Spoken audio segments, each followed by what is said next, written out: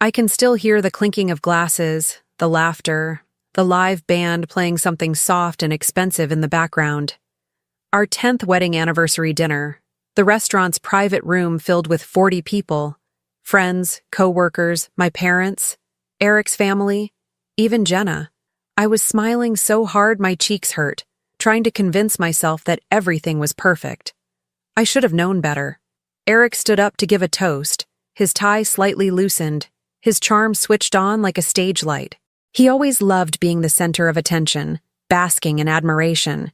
He raised his glass and grinned at me. To my beautiful wife, Megan, who's put up with me for 10 years. She's the backbone, the planner, the heart of this family. The room clapped. My face burned with pride and love, even though something inside me felt off, like static under the skin. Then it happened. A co-worker, tipsy and loose-lipped, called out from the table. "Hey, Eric, tell her about that voice memo. Funniest thing I've ever heard." The air shifted. I saw Eric's smile falter, just for a second, but it was enough. My chest tightened. "What voice memo?" I asked, my voice calm, but my hand frozen around the stem of my glass. Eric chuckled too quickly.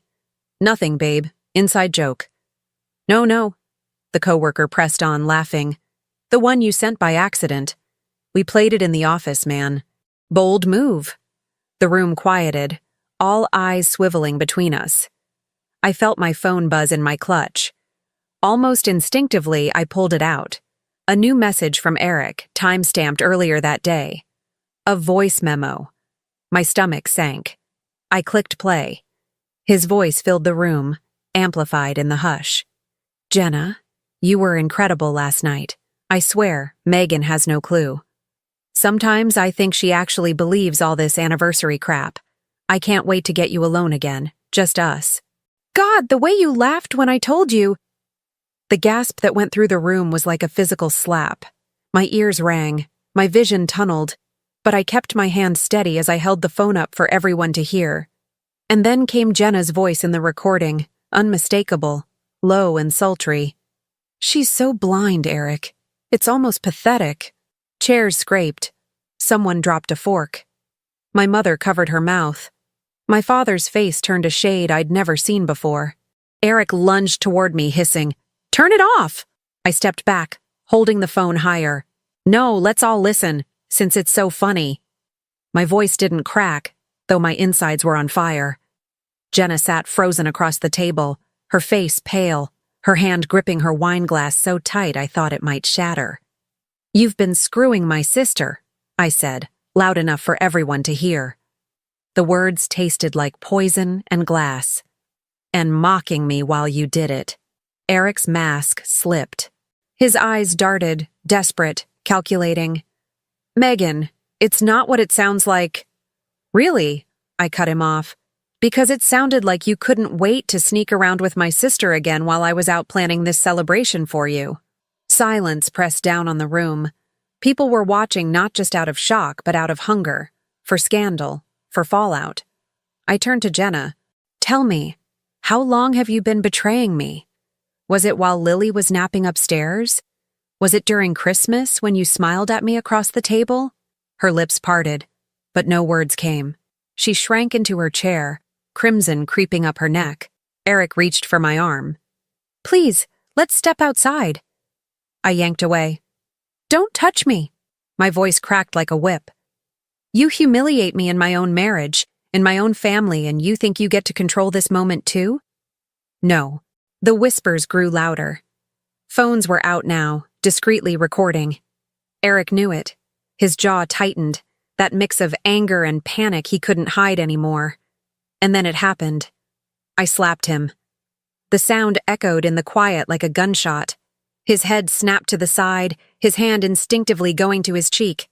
A collective gasp rippled through the crowd, but I felt nothing but clarity. I stood tall, looking him dead in the eye.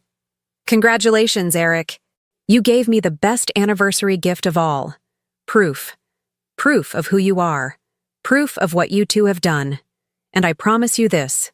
I will never forgive it. And I will never forget it." I grabbed my clutch, turned on my heel, and walked out. My heels clicked against the marble floor, steady, unshaken. Behind me, voices rose, questions, accusations, Eric's pleading. None of it mattered. My blood was roaring in my ears, but my mind had never been sharper. At the entrance, I stopped and turned back one last time, projecting my voice over the stunned silence. Enjoy your dinner, because from this moment on, Eric, I'm going to take everything you care about, and I'll do it in broad daylight. Then I left. Into the night air. Into the cold that wrapped around me like steel. My marriage was over. My family torn apart. But I was already plotting. Revenge wasn't an idea. It was a vow carved into my bones. And I was just getting started. I didn't marry Eric blindly. At least that's what I told myself for years. We met when I was 24, fresh out of grad school, hungry to prove myself in the corporate world. He was already established, a little older, full of charisma. He made me feel like I'd finally found someone steady, someone who believed in me. My friends called him charming. My parents called him reliable. I called him my safe choice. Our wedding wasn't lavish, but it was beautiful. We bought a starter home in Denver with the down payment from my inheritance, money I should have saved, but Eric convinced me it was an investment in our future. I believed him. Every nail I hammered into that house, every coat of paint, every late-night conversation about bills, I thought it was building something unshakable. When Lily was born, I stepped back from work. Not completely. I still managed projects part-time, but the weight of the house, the childcare, the endless logistics landed on my shoulders. Eric promised he'd pick up the slack, but his version of support was paying bills and showing up for the occasional bedtime story. I told myself it was enough. There were signs. Of course there were. The late nights at the office, the sudden interest in fitness when he'd never cared before, Jenna dropping by the house at odd hours, claiming she wanted to help with Lily.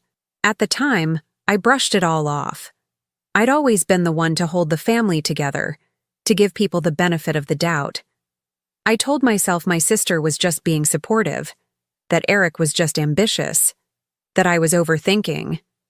Looking back now, I see the patterns. The way Jenna's laugh lingered too long when Eric made a joke. The way his phone seemed to flip over every time I walked into the room. The family gatherings where Jenna always managed to sit next to him, leaning in, whispering, acting as though I wasn't even there. And still, I stayed silent. Because the alternative, admitting something was wrong, felt like pulling a thread that could unravel my whole life. I sacrificed. That's the part that stings the most. I sacrificed my career momentum, turning down a promotion that would have taken me out of state because Eric said Denver was where we'd raise our family. I poured my savings into his business idea, only for him to quietly shut it down when it failed, never paying me back. I defended him when my mother whispered that he seemed distracted, that his eyes wandered. I chose him, again and again, even when doubt chewed at me like rust. The night after the anniversary dinner, I sat in Lily's room while she slept, staring at her tiny hand curled around her stuffed rabbit.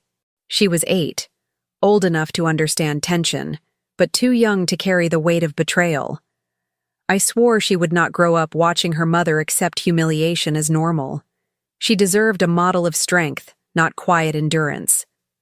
The next morning, as I tried to swallow the taste of coffee that felt like ash in my mouth, Lily shuffled into the kitchen in her pajamas. She rubbed her eyes and said, almost casually, "Mommy, why was Daddy whispering with Aunt Jenna in the garage last week? He told me not to tell you." It was like the final nail being driven in. The betrayal wasn't just mine anymore. It had spilled into my daughter's world. Eric had dragged her into his web of secrets, teaching her to lie, to cover for him. That was the moment something inside me hardened. I could have denied it again, brushed it off as childish imagination. But Lily's innocence left no room for excuses. She had seen, she had heard, and she trusted me enough to tell me. That confirmation cut deeper than any voice memo, deeper than any public humiliation. I kissed the top of her head and promised myself something she didn't need to hear out loud. I was done sacrificing, done protecting Eric, done pretending. From that moment, the stakes weren't just about a marriage or a house or even an inheritance. They were about the example I set for my daughter. If Eric thought he could betray me quietly and walk away untouched, he had no idea who I was when pushed to the edge. He thought I was the safe choice. He was about to learn I was the wrong one to underestimate. Shock carried me through the anniversary dinner. Grief carried me through the night. But by the time the sun came up the next morning, I wasn't just a betrayed wife. I was a strategist. Something in me clicked. A switch I didn't even know I had. I wasn't going to drown in Eric's lies. I was going to use them as oxygen. The first move was money. Always money. Betrayal hurts. But control is measured in accounts and signatures. While Eric was at work pretending nothing had happened, I logged into every bank and credit card we had. Joint checking, savings, even the investment account he barely touched. I moved half into a new account in my name only, then called the bank to freeze the rest.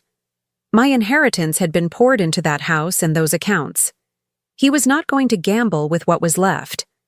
The second move was the lawyer. I'd never needed one before, but the call felt natural, like a chess player finally sliding the queen across the board.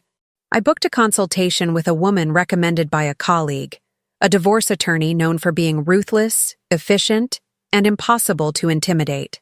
Her voice on the phone alone steadied me. She told me to gather every piece of evidence: the voice memo, Jenna's texts, financial statements, anything I could get my hands on. For the first time since the recording played in that restaurant, I felt something close to relief. I wasn't helpless. I went through our files in the basement that night. Marriage license, mortgage paperwork, tax returns. My fingers trembled, but not from sadness, from clarity. Every page I pulled was another nail for Eric's coffin. Every signature reminded me of the sacrifices I'd made, the life I'd built and protected while he was busy sneaking around with my sister. Then came the house. Our house. My house, really. I'd funded the down payment, picked out every fixture, painted every wall. I called a realtor I trusted and told her I wanted a private valuation, not because I was selling, but because I wanted numbers in my pocket before Eric realized what was happening. By day 3, I had Lily's school paperwork updated to list me as primary guardian. Eric didn't notice, too busy spinning lies to his friends. But I noticed everything. The more steps I took, the less he mattered. Of course, he caught on eventually. It started with the credit card. He stormed into the kitchen one evening, waving his phone like a weapon. "Why is the Amex declined? Did you forget to pay the bill?" I looked him dead in the eye, calm, controlled. "No, I froze the account." His jaw dropped. "You what?" "You heard me." I didn't shout. I didn't need to. My money, my inheritance, my credit is not going to bankroll your affair with my sister.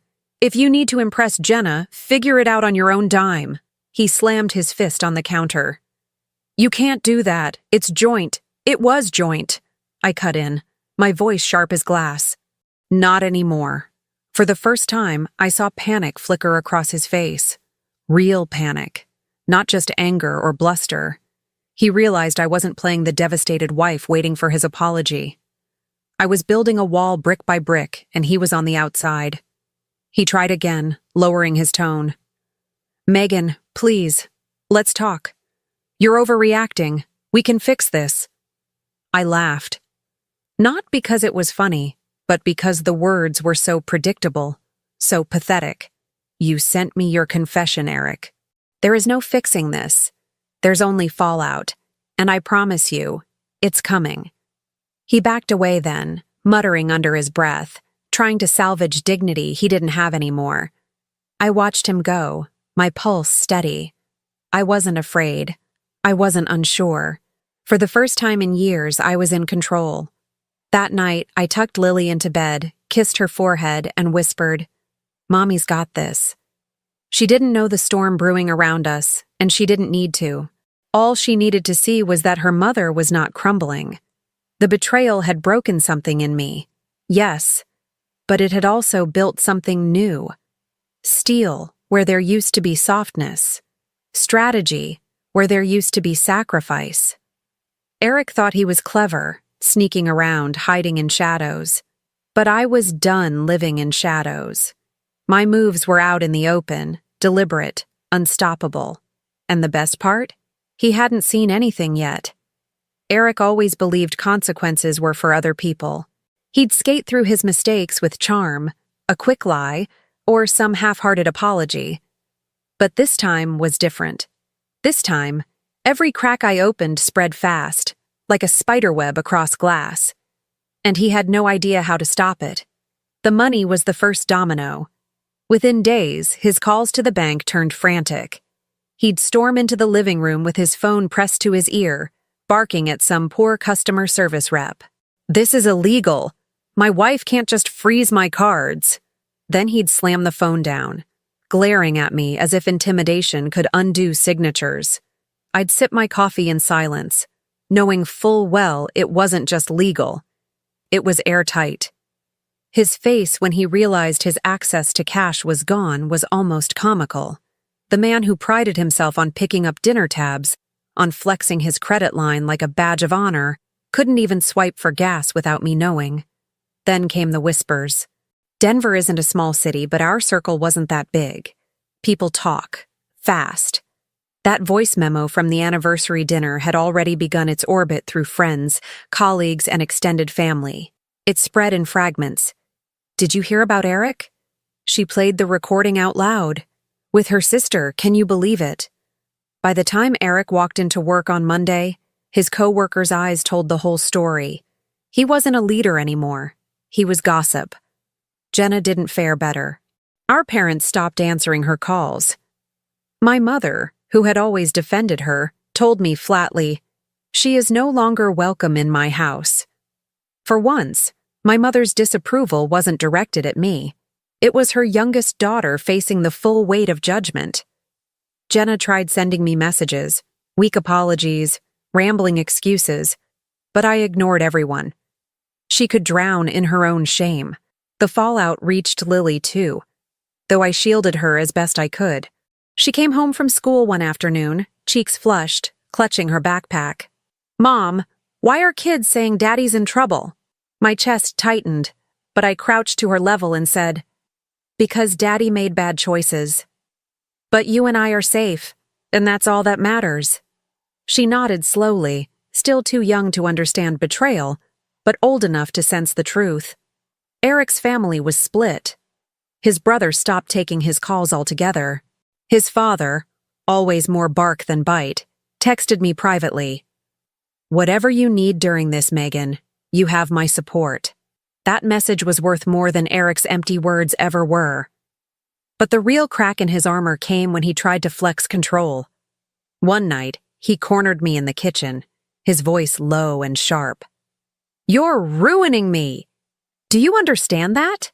Freezing accounts, spreading rumors. You're turning everyone against me." I leaned back against the counter, calm, steady. "You ruined yourself the moment you pressed record. All I'm doing is making sure the world sees you for who you are." His eyes narrowed, fury boiling. "I'll fix this. People will believe me." I almost laughed. "Fix it? You can't even buy groceries without begging me for cash. And people don't believe you, Eric. They've heard you. In your own voice. Your own words." He slammed his hand against the wall, the sound making Lily stir upstairs. I stood my ground, refusing to flinch. "Don't raise your hand in this house again," I warned, my voice like ice. He froze, staring at me, realizing maybe for the first time that I wasn't afraid anymore. Days passed, and his desperation grew. He started texting at odd hours, strings of half pleas, half threats. "We need to talk. You're making a mistake. Don't do this to Lily." Then came the late-night calls, his number lighting up my screen while I lay awake, staring at the ceiling. I let them ring out every time. By the end of the week, he made his first real attempt to reach me in person. I was walking Lily home from school when he pulled up in his car, rolling down the window with that fake smile he used on strangers. Megan, can we talk? Just 5 minutes. Lily gripped my hand tighter, sensing my tension. I shook my head. Not here, not now. Megan, please, you don't understand what you're doing. I stopped walking, looked him dead in the eye in broad daylight, other parents milling around us. I understand exactly what I'm doing. You thought betrayal would break me. It's only building me. His smile faltered. People were watching. He knew it. And for once, he had no clever line, no way to charm his way back. He drove off, face hard, hands gripping the wheel too tight. I exhaled slowly, squeezing Lily's hand. The consequences had only just begun. He'd lost money. He'd lost respect. He'd lost family support. And now, he was losing the only thing that had ever kept me tethered: fear. Eric was unraveling, and I was just getting started. Eric's family believed a dinner would smooth things over. His mother called me herself, voice trembling but hopeful. Please, Megan, come. We need to talk this through as a family. It's time for healing. Healing. The word made me want to laugh. Still, I went. Not for Eric, not for Jenna. I went because